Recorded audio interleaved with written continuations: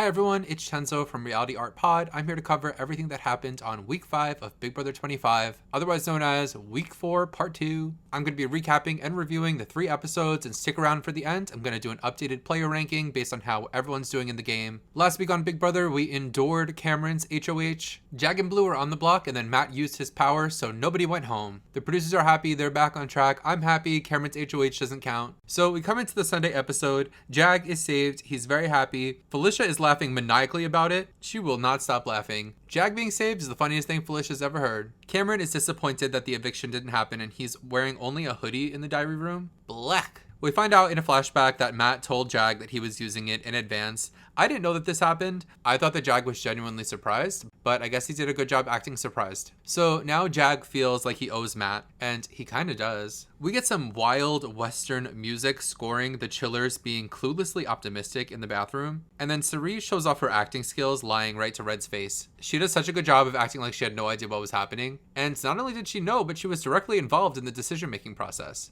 In the diary room, Cerise says that she knows everything in the house, which is true. Here's where things get a little bit confusing for me with the editing. We get some more flashbacks. Cerise goes to Jared before the eviction to fill him in that the superpower is going to be used. Jared instantly goes to tell Jag about it. So Jared tells Jag that he knows about this. Jag is wondering, how did Jared find out? So long story short, Cerise finds out that Jared went to Jag, and she pulls him aside and scolds him, which he definitely deserved, because Jared has been a naughty, naughty boy. But then Jared goes to scold Jag, even though it was Jared's mistake, not Jag's, and Jag hasn't been a naughty, naughty boy. And also, Jared, you're not Jag's mom. Leave him alone. The HOH competition is an elimination style guessing game, and it's love themed. It's called BB Odd Couples. And oh no, the Scrambleverse has messed with history. So apparently in the Scrambleverse, all of the showmances that we know and love have gotten all messed up, and it's really just a search and find challenge where they have to look at a picture and find a certain thing. Sometimes I like to play along, but I really wasn't in the mood to play along this time. Also, playing along with these really stresses me out. A highlight of this was seeing Jasmine and Turner again. Jasmine says that she loves Turner more than she loves muffins. We get some relief when Jared eliminates Cam in the first round. I really don't want to sit through another Cam HOH. The next Scrambleverse couple are Brett and Rockstar. Bowie and Red get out in the next few rounds, so the rest of the challenge gets pretty boring. And the next BB Odd couple is Jesse from BB10 and himself. When, oh when, are we going to let this guy go? Like, it's kind of humorous sometimes, but I think as a fandom, we are over this guy. We've always been over this guy. I remember not wanting him to come back the first time. And then for a little while, there was a big drought. No Jesse. And nobody was complaining about it. Not only is he part of this, but him and himself have 4 whole rounds of love letters when every other pair only has 1 each. You're telling me the Scrambleverse couldn't find 3 other BB house guests to send an audio message to production? So by the time of the 4th question, I'm like, oh, the humanity. After that, we get Jeff and Rachel, thank God. Jared and Izzy are the final 2, and the question is, spot the life raft, and it's a giant orange life raft that's clearly on the left-hand side. And Izzy gets the question wrong. How could you not spot that? So they all celebrate. Jared says it's lit. Blue jumps into his arms. Cerise tells Jared not to turn into Heisem, and they do a zoom in on his photo with a devilish laugh effect. When are we gonna leave this guy alone? Jag and Blue convene to discuss that Cerise and Felicia are running things, especially Cerise. And on the live feeds, this meeting between Jag and Blue seems like a big breakthrough moment for them both, but nothing ever seems to really come of it, at least so far. And finally, we get a montage of Felicia dropping her microphone into the toilet, even though this was like 3 weeks ago. And I bet that the editors had a hard time finding clips to use that didn't have someone who was evicted 3 weeks ago in it. Felicia says, I dropped my thing again, and Red says, in the toilet? Exactly, Red. She dropped it in the toilet. Felicia's face when she leans over talking about this in the diary room, I can only include it in an image as usual. And then the best part of this is not shown. It's Felicia's mic taped to her body with saran wrap. It is so funny. The editors are messing up. Corey and America are snuggling in the hammock. America says that she'll put Cerise, Izzy, or Felicia on the block if she wins HOH. Cam tells Jared that he doesn't want to go on the block because he's been on the block before, which Jared somehow interprets as Cameron backstabbing Red. So Jared, of course, instantly tells Red that Cam backstabbed him. This will become very important later. So Jared nominates Red and Cameron. Cameron calls himself Captain Chopping Block, which is a nickname he gave himself. We bring this episode to a somber close with Red crying in the diary room about Cameron backstabbing him, and we're on to the Wednesday episode, which will pick right back off right here. We open the Wednesday episode for the 2nd episode in a row with Felicia's laughter, which is a sweet symphony to my ears, but I would hate to be someone who didn't like her laugh. Red is still crying in the diary room and pissy about Cameron. Then Red cries in a separate segment and asks us what the difference is between a hippo and a zippo. And then he says he was only telling us the joke to make himself feel better. I don't think that's how jokes are supposed to work. Sari shades Cameron's hair twice in the same sentence, and she wraps up by saying that she can't wait to see Cam and his hair leave the house. Me? Either. Jared and Corey are gonna talk. Jared says that he doesn't trust America. He feels like she's throwing competitions. Matt, Felicia, and America get picked to play in the veto. Jared tells Corey that if America throws the veto, he wants her out of the house. This was a very chaotic day on the live feeds. There was a lot of cutting of the feeds, so tuning into a lot of these conversations as they were happening, it was hard to tell what was really going on, and I was fully convinced that they were going to target America at the end of this. So Corey and America convene to call Jared stupid. Corey tells America that she needs to try to win the veto, and she says that she hasn't been throwing competitions, and I believe her. She seems to have really been trying and just losing them. The house guests are transported to the comic verse to play the tiny veto. I love this competition. I would love to try to play it, but I would be terrible at it. They're all crushing this competition pretty quickly, besides Jared, who Cerise says has muffin hands. I would hate it if my mom said I had muffin hands. Mom, stop saying I have muffin hands. And Red sucks at this too. Red is shaking like a chihuahua in an electric fence. So unfortunately, Cameron wins the veto. Everyone in the house is watching the competition on his screen and they're all visibly disappointed. Red doesn't want to go home on his birthday week. This will become a big issue. America confronts Jared about targeting her. It seems like he's trying to scare her into trying harder and being more loyal to him, but this is so manipulative. And it's the second time this week that he's scolding somebody. But also Jared says that he heard that she's targeting his side, including his mom. But she is, and he's right, but now he's on her hit list too. We get a quite depressing scene of Red and Cam sitting with their feet in the hot tub. And Red tells Cam that we need to put the chillers on ice. And Cam says, I think Red just dumped me. Throughout the week, I didn't think this drama was real. I thought that they were staging this to try to trick everyone in the house into thinking that they weren't friends to keep them both around. But I guess Red really dumped Cameron, huh? Now that Cam and Red are beefing, the house doesn't know who to send home, and they land on Jag. Not shown was the fact that they all knew that Jag was going to be nominated anyways, and Jag wanted this meeting to happen. Also not shown is Felicia being hilarious at this meeting and everyone cracking up. In the end, Cam ends up using the tiny veto on himself, and Jag is nominated in his place. Red says it makes as much sense as wiping before pooping. Gross, but okay.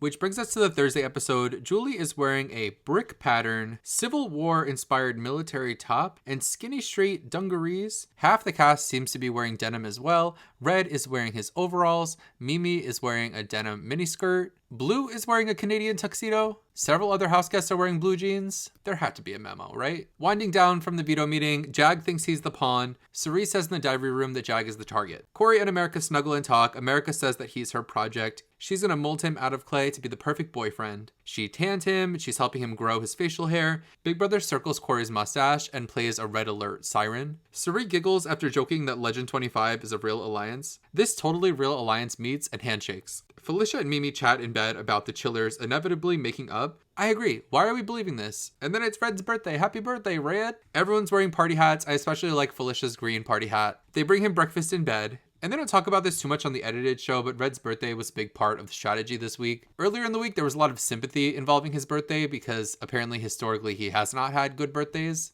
So Sari and some others pretty much agreed that they couldn't send him home on his birthday because they didn't want to ruin his birthday. So that was one of the biggest reasons why Jag was going home for most of the week. But I feel like once his birthday happened on Tuesday and they realized they weren't evicting him on his birthday, they quickly got past that. So these clips were them trying to give Red a good birthday, knowing that they were going to evict him in 2 days. Red, who has two little party hats on, wants to have a set down with Cam and Jared. Red presses Jared on what Cam said to betray him, and Jared still doesn't have an answer because Cam didn't betray Red. The Fields family alliance minus Sari meet to flip-flop on their decision, as they do, back to Red going. And afterwards, Felicia relays this information to Sari. It's so funny that Felicia spends the entire day plotting Red's demise while wearing the party hat celebrating his birthday. And now it's time for the eviction. The speeches are kind of boring. There's some intrigue in the fact that there were 2 votes to evict Jag, which were Cam and Bowie, but everybody else votes to evict Red. Some funny tidbits from the voting were Blue calling Julie Denim Diva. Matt apologizes to Julie for calling her Julia. Izzy says, "Happy birthday, everyone." Thanks, Izzy. Felicia leaves the diary room saying, "Come on, God!" But in the end, Red is evicted in his overalls, his shoes, his hat, and nothing else, just the way God intended. Red's photo grays out and we get one single shot of Cameron. not blinking for 60 to 90 seconds as the camera zooms in and out on his face. In Red's interview, he blames Felicia for his eviction, and Red tells Julie that he feels betrayed by Cam. Julie asks him, why didn't you just go and ask Cam what he said? Right, Julie. Julie was hard-hitting news tonight. Julie asked Red to guess who the secret relationship in the house is, and he said, Felicia and Izzy, or Jared and Felicia. But she tells him the truth, and she gets a slight reaction out of him. Julie has one more chance to get a really good reaction out of somebody. In her goodbye message, Bowie says to Red that she's going to start playing to win.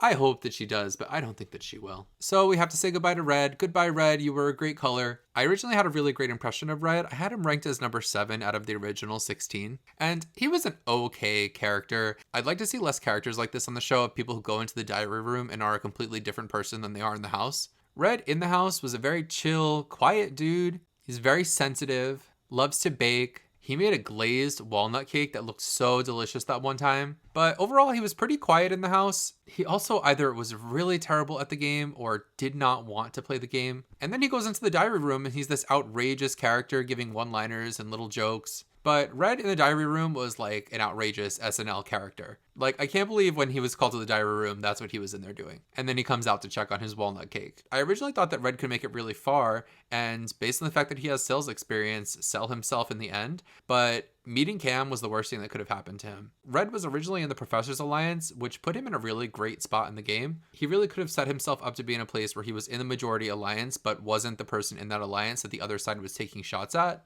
But he ended up tethering himself to Cameron to the extent that he was trying to bring Cameron into the Alliance when nobody wanted him there, and they all hate Cameron. So through this, the Alliance pretty much kicked Red out. And then in order to get Cameron out, they nominated Cameron and Red together. Cameron wins the veto, and now Red's out. And on top of that, he ruined his whole friendship with Cameron over nothing. So it's all bad. The more I talk about it, it just gets worse. So goodbye, Red. If anything, you had a great birthday and you won a power of veto. Blang, blang. Now, finally, we get a treat that I've been begging for, a live HOH competition, which they had time for and could have done multiple times this season already. The HOH comp is Humiliverse themed. It's called Name That Toot. There's going to be clips of them farting colored poofs of fart into the air, and they have to memorize the colors of the farts. I have to own this. I said a few weeks ago that Julie would never host a filthy competition like this, but I feel like this is a little lowbrow for Julie Chen. The fart clips aren't that funny. I feel like they could have done better, but at least we get the clip of Felicia saying today and scaring Riley. Everyone gets the first 2 questions right. On the third question, Bowie, Matt, and Suri are eliminated. At this point, I'm just waiting for Cameron to get eliminated. They watch a clip with some more farts. The 4th question, damn, quintuple homicide. Everybody's out except Izzy, Corey, and Cameron.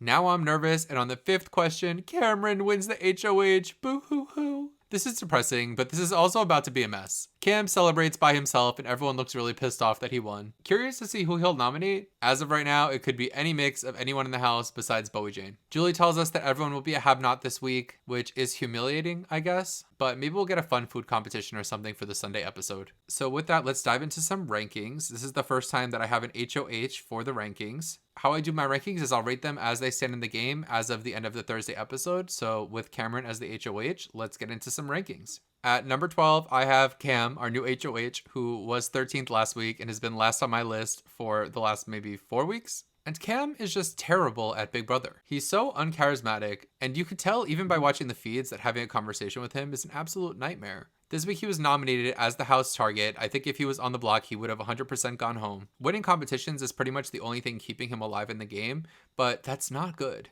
And forgetting about the fact that his HOH was canceled out by the twist, he came out of that entire HOH week having formed no bonds with anybody that were valuable. He made no deals that week and only ended up being more of a target coming out of it than he was going into it. And now he's HOH again. So he's number 12. He was number 12. The only thing I'm looking forward to is the fact that there's 0% chance that there's going to be a live feed on Red and Cam having a conversation. His best move this week would probably be targeting the inner structure of the house and putting Suri and Jared on the block. Suri, who orchestrates the entire house, and Jared, who just nominated him. But he'll probably end up putting up Izzy and Felicia, in which case maybe Felicia goes home. Or Corey and America and sending America home for no reason. Maybe he'll target Jag. Maybe he'll put up Blue and Jag, which would be so boring. In any of those scenarios, I can't see him coming out of it not being the house target for next week. At number 11, I have Jag, who was 10th last week. And the reason he's fallen a bit lower is A, He doesn't have any agency or power in the house. It was actually quite sad seeing him sit in on that meeting where he really wanted to be taken seriously and they all just told him he was going to be a pawn.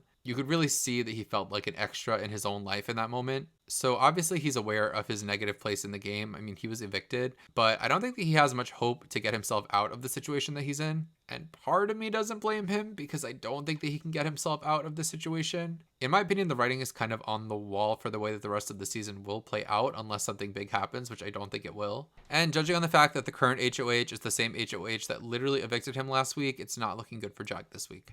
I actually changed up my rankings after I saw who won HOH. So at number 10, I have America. And I want to have her higher, I really do. If this is a ranking of how much I like these house guests, she would be so much higher. But there's a lot of bad. It's a mix of things that she does in the house. She has a lot of personal beef with some people in the house. The showmance with Corey is really distracting her and Corey from the game. And she also isn't building the relationships that she needs to be building with other people who could possibly save her. She also, for the second week in a row, was almost backdoored. And she was a little bit more aware that this was happening, but her solution was to confront Jared. Not everyone responds positively to being confronted like that. So overall, I'm not feeling very good about it. I think that she could be evicted this week. And based on that, she's number 10, which is a pretty steep fall because last week she was 7th. And at number 9, I have Corey, who last week was 5th in my rankings. Big drops here because I think that the distraction with America and the showmance is really a lot worse than he probably thinks it could be. He's fallen out of graces with a lot of people in the house, and I think that there's a high likelihood that he'll be nominated.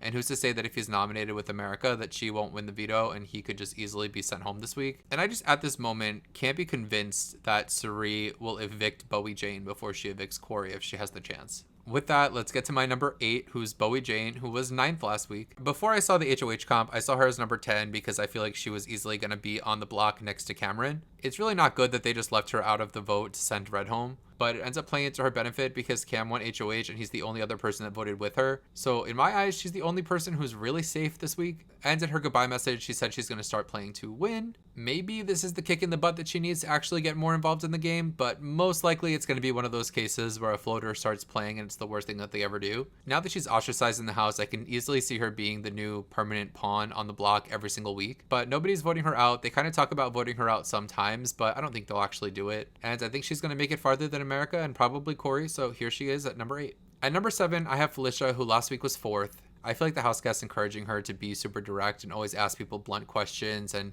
talk about everything all the time has really blown up in their faces. They've kind of created a monster in Felicia because now she feels like she can do or say whatever she wants. And it's backfiring for her because Cirie and Izzy are getting very frustrated with Felicia. Cirie especially doesn't like that Felicia undermines her and rats out her plans to other people. And I think if Felicia and Izzy are nominated at the end of this week, Felicia could get voted out this week. So it's not good. I think if she can survive this week, she can last a really long time, but this week might be the end for Miss Felicia. At number 6, I have Blue, who last week was 10th. My thoughts on Blue are complicated because she's most likely a terrible player, right? But I think Jared is going to take Blue as far as he can. I can see Blue being in the final 5, being in the final 4. She's not really a floater. She's been involved in several alliances. They're not good alliances, but she's involved and she's shown enough intelligence to put 2 and 2 together on some things. She has enough valuable information to have power in the game, and she has allies, and she has a showmance. And I really don't think she's going home this week, even if she gets nominated again. If you can't tell, Cameron's potential nominations really affected my rankings. At number 5, I have Izzy, who was 8th last week. The biggest con to Izzy is that she still is Cirie's henchman. And while being a follower of someone really isn't a good look, Cirie really rewards loyalty, and following Cirie has gotten Izzy really far in the game. And it's not even the jury phase yet. It really is too soon to turn on Cirie. So I have faith in Izzy. This week she was doing some cam talking, mentioning that she is aware that she's not putting herself first in the game. But in her talks, she seemed open to, at some point in the future, maybe turning on the group that she's in. Really, the best thing that would happen to Izzy is if she's nominated against Jared or Cirie. It's a life or death situation where you have to reveal that piece of information. Basically, what I'm saying is there are a lot of upsides to the strategy that Izzy's putting across, and I can't fault her right now for not doing things that she hasn't decided whether or not she's going to do yet. At number 4, I have Jared, who was 6th last week. Big props to him because he made it through his HOH week. He had 2 nominations. He nominated a pawn. It was a very straightforward week. He created some chaos throughout the week. There was the drama with America and Corey, which pissed off America, but I don't think America is going to be around long enough for Jared to have to worry about it. And he created the drama between Cam and Red, but also Red isn't there anymore and Cameron has no idea about it. So he comes out of the HOH pretty scot-free. And he has just such an advantage of Suri being his mother that he's number 4. At number 3, I have Mimi, my iconic queen of doing nothing. Mimi's always on the top of my list, and she just does nothing. She does nothing good. She does nothing bad. She just stays at the top. People rarely talk about her. There's entire episodes that go by on the TV show where she's not on it. She knows she's in a good standing, and she's always trying to do the thing that sticks with the status quo. So not too much to say about Mimi because she didn't do much this week, which is great. At number 2, I have Matt, who's gotten closer and closer to Suri and the gang as the week goes on. But the reason why he's so high up is he also has great relationships with everybody else in the house as well. He's currently the most well-insulated, middliest player in the entire game, and that's a really good place for him. I really think that they're going to let Matt get way too far in the game, and he could potentially win. I think Matt beats everyone in a jury vote, except for Suri, but maybe not. So we have our 11 people, and then we have one person, Suri, who is number 1 on my list, but she is so far ahead of everybody else. It's not really that close between Matt and Suri. She's just been crushing it. The fact that she kept Jared in check through his HOH week is awesome. The fact that she's running the entire house and the person at the bottom of the whole house just won HOH and she's not going to be in trouble is just a testament to her work. And sometimes I think it's so boring to see someone steamroll an entire season, but then I remember that I have Suri on my live feeds of Big Brother, and life is awesome. So I'm going to end my video with that. So don't forget to like and subscribe. I'll be back next week to talk about what happened on Cameron's second reign of terror. I'm going to need a lot of Advil to get through this week. Until next time, stay shiny, y'all. Blang, blang.